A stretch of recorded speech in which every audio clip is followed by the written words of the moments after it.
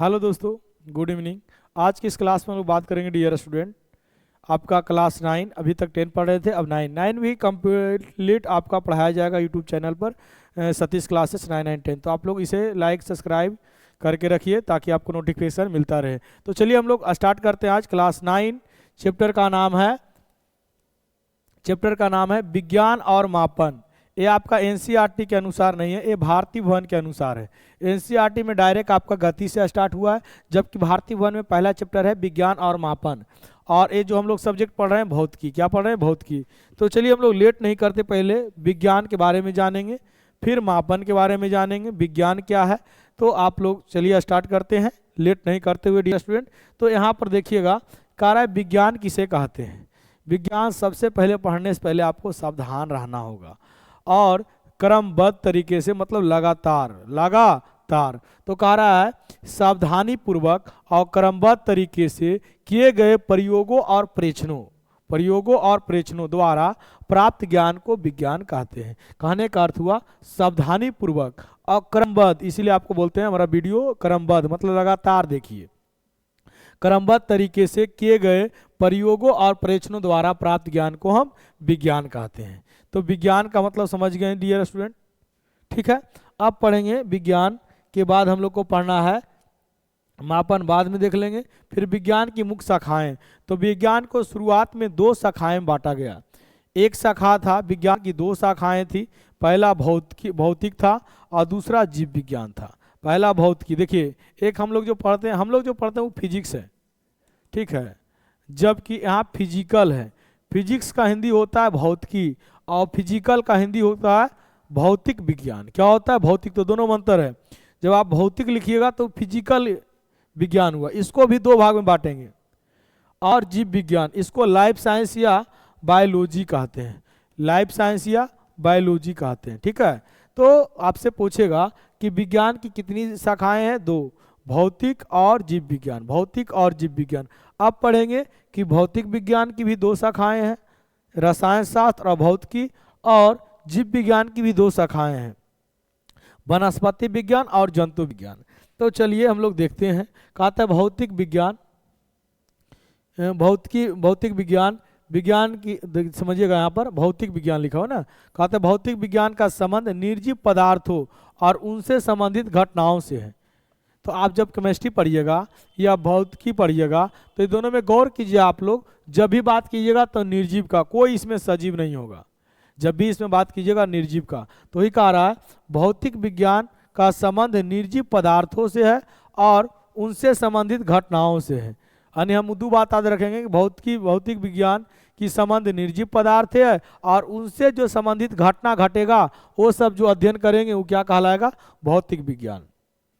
कहता है भौतिक विज्ञान की शाखाएं। भौतिक विज्ञान की 2 शाखा है, भौतिक विज्ञान, भौतिकी विज्ञान और रसायन विज्ञान। भौतिकी विज्ञान और रसायन विज्ञान। अब हम लोग जानने का कोशिश करेंगे डियर स्टूडेंट। अब इसका परिभाषा शायद दिया है कि नहीं दिया है? हाँ है। तो अभी हम लोग पढ़ लेते हैं जीव विज्ञान। तो जीव विज्ञान क्या है? तो जीव विज्ञान की वह शाखा है जिसमें सभी सजीव प्राणियों जैसे पौधा के बारे में पढ़ेंगे, पशु के बारे में पढ़ेंगे, मनुष्य के बारे में पढ़ेंगे और सूक्ष्म जीव मतलब जो नहीं दिखता है, जैसे कवक, प्रोटोजोआ।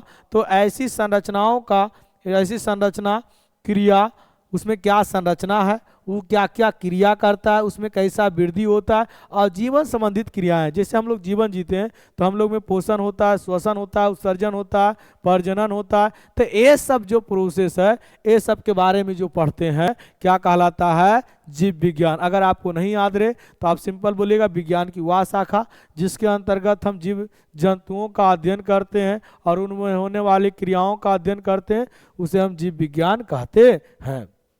जीव विज्ञान का पिता कौन है? तो अरस्तु है। जीव विज्ञान का पिता कौन है? अरस्तु है डियर स्टूडेंट। अब अगला पढ़ेंगे भौतिक विज्ञान। भौतिकी विज्ञान कहता है भौतिकी विज्ञान की वह शाखा है जिसमें पदार्थ, ऊर्जा, बल, गति तथा प्रकृति के भौतिक नियमों का अध्ययन करते हैं। प्रकृति के भौतिक नियमों, देखिए जब भी आपको भौतिकी पढ़ाएंगे तो भौतिकी में आपको पहले हम क्या बताएंगे? पदार्थ के मापने वाला, पदार्थ के मापे ले। फिर बताएंगे कि ऊर्जा क्या है, बल क्या है, गति क्या है। तो ये सब जो अध्ययन करेंगे ये क्या कहलाएगा डियर स्टूडेंट, भौतिकी। क्या कहलाएगा, भौतिकी। भौतिकी का पिता है गैलीलियो। कौन है, गैलीलियो। भौतिकी का पिता कौन है, गैलीलियो। और आधुनिक भौतिकी का पिता बोलेगा तो sir Isaac Newton, sir Isaac Newton, ठीक है। आधुनिक विज्ञान का पिता तो न्यूटन, और जब बोलेगा भौतिकी विज्ञान का खाली पिता बोलेगा तो कौन है, गैलीलियो है, याद रखिएगा। अगला देखेंगे डियर स्टूडेंट, रसायन शास्त्र।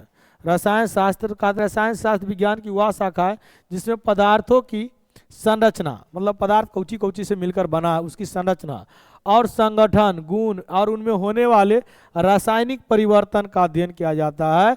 क्या कहलाता है, रसायन शास्त्र। क्या कहलाता है। और रसायन शास्त्र का विज्ञान, रसायन शास्त्र का पिता है Antoine Laurent Lavoisier. Antoine Laurent Lavoisier, याद रखिएगा, ठीक है। तो रसायन विज्ञान का पिता कौन है, एंटोनी लॉरेंट लेवोजियर।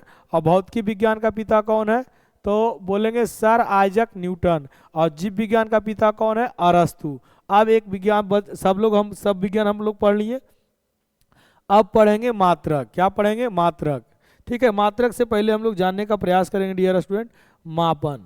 मापन क्या है, मापन क्या है, थोड़ा सा इसमें जान लेते हैं। तो मापन क्या है, देखिए गांव देहात में कोई नाप ओकरे बना दिल के माप, हम लोग बोलते हैं नाप, इसको कोची पढ़ेंगे यहाँ पर, माप। मतलब जैसे हम लोग क्या कहते हैं कि एक ढक्कन नाप के देने नमक, एक ढक्कन नाप के नमक दो, या कोई भी चीज़ फीता उता से नापते हैं तो नापना हम लोग बोलते हैं, उसी को हम लोग बोलेंगे यहाँ पर पढ़ेंगे मापना, ठीक है। तो कहता है मापन क्या है, कहता है किसी भौतिक राशि के मानक इकाई से तुलना करना। मानक इकाई, मानक इकाई क्या है, तो जो हम लोग माने हैं, जैसे कि बताइए वजन को हम लोग कोची मापते हैं, कोई भी चीज़ को अगर तौलना होता है तो केजी मापते हैं। अगर पानी को होगा तो कुछ केजी मापिएगा, नहीं लीटर में, तो उसको हम माने हैं। क्या किए, माने हैं। गांव देहात में तो नहीं रहता है तो कुछ ही मान लेता है, डिब्बे से दे देता है, ले इतना तोरा एक डिब्बा, एक ढक्कन दे लियो नीमक, एक ढक्कन हमरो दे देवी, तो ये हम लोग मान लिए। उसी तरह से हम लोग मानक मापो, मानक इकाई से तुलना करके मान को ज्ञात करने की प्रक्रिया को मापन कहते हैं। कहता है किसी भौतिक राशि के मानक इकाई की तुलना करके उसके मान को ज्ञात करने की प्रक्रिया को क्या कहेंगे, मानक कहेंगे, मानक कहेंगे, मापन कहेंगे। उदाहरण, किसी छड़ की लंबाई को कुछ ही मापिएगा, मीटर में या फीट में, मीटर में या फीट में, तो ही कह रहा है किसी भी छड़ को लंबाई को मीटर स्केल से नापना, मीटर स्केल से नापना। तो यहाँ पर बताइए मापन कौची हो गया, मीटर हो गया, कौची मापे, मीटर में। कहते हैं किसी वस्तु का द्रव्यमान तराजू से मापना, तराजू से मापना। कहता है समय को घड़ी से मापना, समय को घड़ी से मापना। ये सब क्या है, मापन है। क्या है, मापन है। तो मापन समझ गए आप लोग डियर स्टूडेंट। अब मापन जब आया तब इसका मापने का जो यंत्र हुआ उसे हम बोल दिए मात्रक, जिससे इसको मापा गया उसे हम क्या बोलेंगे, मात्रक। तो कहता है, चलिए अब अगला क्वेश्चन हम लोग देख लेते हैं।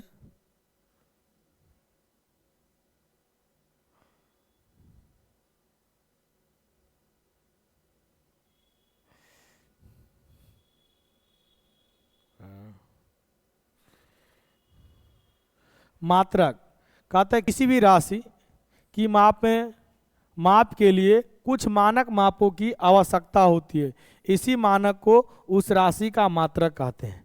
जैसे समझिए द्रव्यमान, तो द्रव्यमान मापने के लिए क्या हम यूज करते हैं, केजी। तो केजी इसका क्या हो गया, मात्रक। क्या हो गया, मात्रक। 1 केजी, 2 केजी, 3 केजी।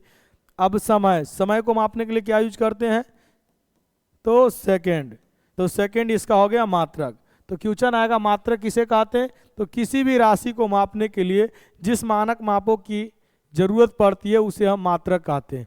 जिस मानक मापों की आवश्यकता पड़ती है उसे हम क्या कहते हैं, इसे मानक को हम उस राशि का मात्रक कहते हैं, उस राशि का मात्रक कहते हैं। अब इसके बाद कहता है भौतिक राशियाँ। भौतिक राशियाँ, मात्रक 2 प्रकार के भौतिक राशि। कहता है भौतिक राशि किसे कहते हैं, कहता है भौतिक के नियमों को जिन पदों में व्यक्त किया जाता है उसे हम भौतिक राशि कहते हैं। कहता है भौतिक के नियमों में जिन पदों को व्यक्त किया जाता है उसे भौतिक राशि कहते हैं। जैसे लंबाई, द्रव्यमान, समय, बल, ऊर्जा, वेग, ये सब क्या है, भौतिक राशि है। क्या है, भौतिक राशि। और भौतिक राशि 2 प्रकार के होता है, ये भी पढ़ेंगे। भौतिक राशियाँ के प्रकार, भौतिक राशियाँ 2 प्रकार की होती है। पहला आपका होता है आधारी राशि, दूसरा क्या होता है, व्युत्पन्न राशि। आधारी राशि को इंग्लिश में बोलते हैं बेस या बेसिक क्वांटिटी, और व्युत्पन्न राशि को बोलते हैं डाइवर्ट क्वांटिटी, ठीक है। तो अब हम लोग पढ़ेंगे कि आधारी राशि क्या है और व्युत्पन्न राशि क्या है, ठीक है। समझ में आ रहा है तो लाइक करते रहिएगा, ठीक है। एक दो बार लाइक होता है जी, डिसलाइक हो जाएगा, ये लाइक खत्म हो जाएगा, एक बार लाइक करेगा तुम लोग। कहता है परिभाषा, आधारी राशियों का परिभाषा। कहता है आधारी राशि वे भौतिक राशि होती है जो पूर्णतः स्वतंत्र होता है, ये अकेले होगा, जो अकेले है वो कौन हो गया, आधारी राशि। और जो एक दूगो मिल गया मात्रक ओकरा में तो हो जाएगा व्युत्पन्न राशि। बात याद रखिए, वैसा राशि जो स्वतंत्र है, जो अकेले है, किसी और राशि के साथ नहीं है, उसे हम बोलते हैं आधारी राशि। क्या बोलते हैं, आधारी राशि। ये स्वतंत्र होती है, कहता है, और जिन्हें किसी भी अन्य राशि के आधार पर व्यक्त नहीं किया जाता है।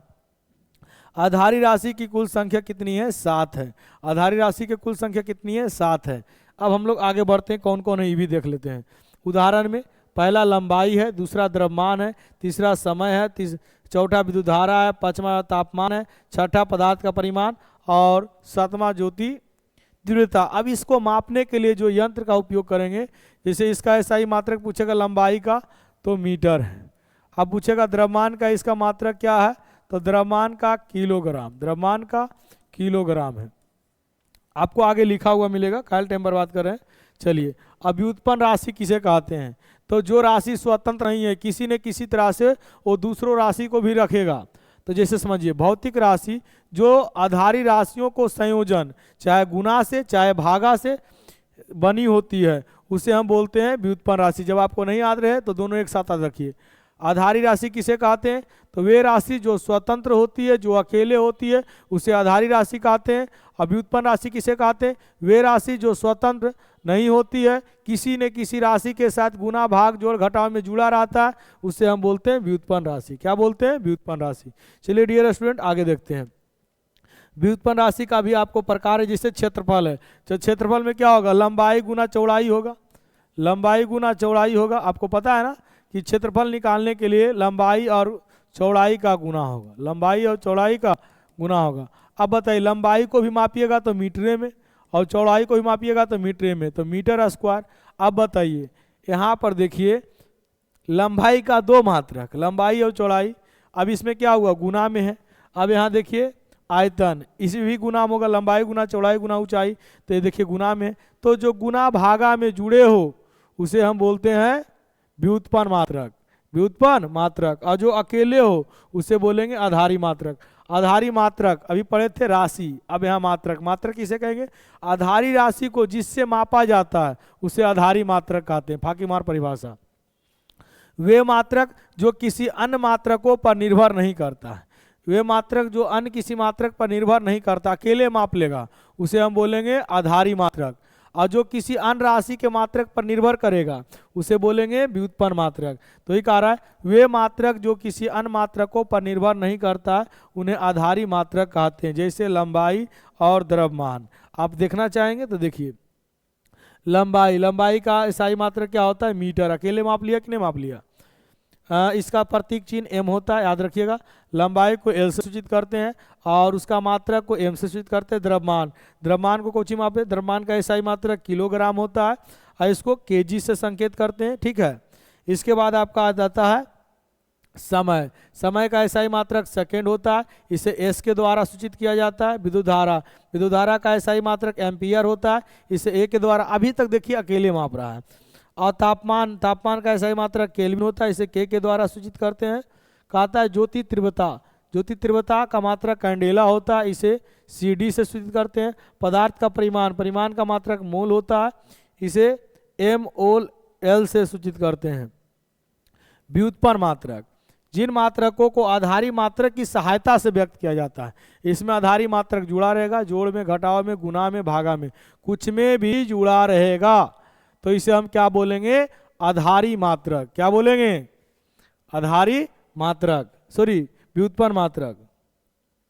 अब यहाँ पर देखिए, आपको जैसे क्षेत्रफल है, कौची है क्षेत्रफल, तभी आपको बताएं, लंबाई गुना लंबाई, आयतन है लंबाई गुना L गुना B गुना H, L गुना B गुना H, L गुना B गुना H। अब बताइए, लंबाई को भी मीटर में, चौड़ाई को भी मीटर में और ऊंचाई को भी मीटर में, तो यहाँ पर इसका मात्रक क्या हो जाएगा, मीटर क्यूब, मीटर क्यूब को हिंदी में क्या लिखेंगे, घन मीटर, क्या लिखेंगे, घन मीटर। वेग, तो वेग का क्या होगा सूत्र, विस्थापन बटा समय, विस्थापन बटा समय, तो विस्थापन बटा समय, विस्थापन बटा समय, विस्थापन को कौची मापे, तो मीटर में, और समय को कौची मापे, सेकेंड में, तो मीटर प्रति सेकेंड, मीटर प्रति, जब नीचे जैसे ऊपर जाएगा तो माइनस में हो जाएगा इसका, ठीक है। तो मीटर प्रति सेकेंड, बताइए यहाँ कौची में जुटा हुआ है, भाग में, यहाँ कौची में, गुना में। त्वरण, त्वरण भी भागा में रहेगा, बल, बल भी रहेगा। तो ये सब मात्रक को हम क्या बोलते हैं, यानी कि आधारी नहीं, व्युत्पन्न मात्रक, जो अकेले रहे आधारी, और जो किसी के साथ रहे, जैसे यहाँ पर देखिए लंबाई, लंबाई गुना चौड़ाई है ना, तो इसका लंबाई क्षेत्रफल का मात्रक पूछेगा तो क्या होगा, वर्ग मीटर प्रति एम स्क्वायर। आयतन, आयतन का लंबाई गुना चौड़ाई गुना ऊंचाई, एक कैसा राशि है, व्युत्पन्न राशि, इसका ऐसा ही मात्रक क्या होता है, घन मीटर। बताइए यहाँ कौची में जुटा हुआ है, गुना में, इसका प्रतीक चिन्ह एम क्यू। कहता है वेग, वेग का क्या होता है, दूरी बटा समय, दूरी बटा समय या विस्थापन बटा समय। तो बताइए दूरी का मात्रक मीटर और समय का मात्रक सेकेंड, आई हो गया प्रति, यानी दूरी का वेग का ऐसा ही मात्रक लिख सकते हैं मीटर प्रति सेकेंड, इसका प्रतीक चिन्ह मीटर प्रति सेकेंड। अब यहाँ पर देखिए किसी भी व्युत्पन्न विभिन्न पद्धतियों के मात्रक और उनके संबंध, उनके संबंध कहता, देखिए आपसे हम पूछ सकता है कि अलग अलग है, तो जैसे समझिए उस व्युत्पन्न राशि के परिभाषित करने वाले समीकरण, जैसे कि यहाँ पर जैसे देखिए, यहाँ पर आप लोग बार बार तो इस चीज को नहीं लिखिएगा, तो इसको शॉर्ट में क्या लिख सकते हैं, वेलोसिटी बराबर डिस्टेंस बटा टाइम। तो वही बात यहाँ पर लिखा है आपका, है कि किसी भी व्युत्पन्न विभिन्न पद्धतियों के मात्रक और उनके संबंध को प्राप्त करने के लिए हम निम्नलिखित की सहायता लेते हैं। पहला क्या सहायता लेंगे, तो उस व्युत्पन्न राशि के परिभाषित करने वाला समीकरण, परिभाषित करने वाला समीकरण। दूसरा, उस समीकरण में शामिल आधारी राशियों का मात्रक। देखिए समीकरण किसे कहते हैं, तो जब कोई वर्ड में लिखा हो उसे संक्षिप्त में लिख देना क्या कहलाता है, समीकरण। जैसे बताइए वेग का क्या होता है, संकेत भी, और दूरी का क्या होता है, दूरी नहीं यहाँ पर होता है, विस्थापन होता है, यहाँ विस्थापन होगा, ठीक है। तो विस्थापन का क्या होता है, विस्थापन का डिस्टेंस होता है डी, और समय का टी। तो इसे हम बोल दिए समीकरण। ये क्या हो गया, आधारी राशि का समीकरण हो गया। अब इसको मापने के लिए इसका मात्रक की आवश्यकता हुआ, इसका मात्रक की आवश्यकता हुआ, तो ये क्या हो गया आपका, इसको मापने के लिए जो मात्रक की आवश्यकता हुआ उसे हम बोल देंगे मात्रक। क्या बोल देंगे, मात्रक। जैसे देखो परिभाषित करने के लिए आधारी मात्रकों की आवश्यकता होती है, तो दो को लिख लीजिएगा। मात्रकों की पद्धतियां क्या है, आपसे बोलेगा पद्धति क्या है, तो सभी प्रकार के राशियों के लिए मात्रकों को, पूरे समूह को मात्रक पद्धति कहते हैं, पूरे समूह के मात्रक पद्धति कहते हैं, ठीक है। कल के क्लास में आपको बताएंगे FPS पद्धति क्या है, फुट पाउंड सेकंड पद्धति क्या है, और आपको CGS पद्धति क्या है, और आपको पढ़ाएंगे डियर स्टूडेंट कि MKS पद्धति क्या है, ठीक है। तो आप चैनल पर बने रहिए और लाइक सब्सक्राइब करते रहिए। जब ये चैप्टर पूरा कंप्लीट हो जाएगा फिर आपका इसका जो दीर्घ उत्तरीय क्वेश्चन है वो करवाएंगे, फिर आपका वस्तुनिष्ठ करवाएंगे, यानी आपको पूरा कंप्लीट तैयारी करवाएंगे। तो चैनल को लाइक सब्सक्राइब करके रखिए, ठीक है। तो मिलते हैं दोस्तों अगला वीडियो में, पार्ट 1 खत्म, पार्ट 2 मिलेंगे। जय हिंद दोस्तों।